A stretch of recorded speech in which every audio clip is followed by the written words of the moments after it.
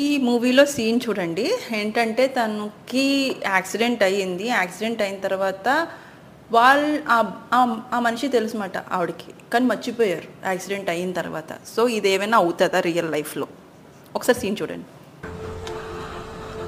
Do I know you? It really feels like I know you. No. You're just my fiancé. I was in a car accident a few years ago.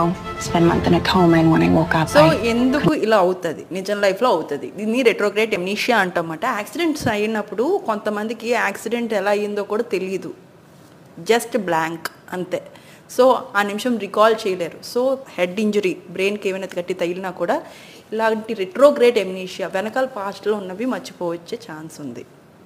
అది 1 day అయినా, 10 days అయినా, months అయినా.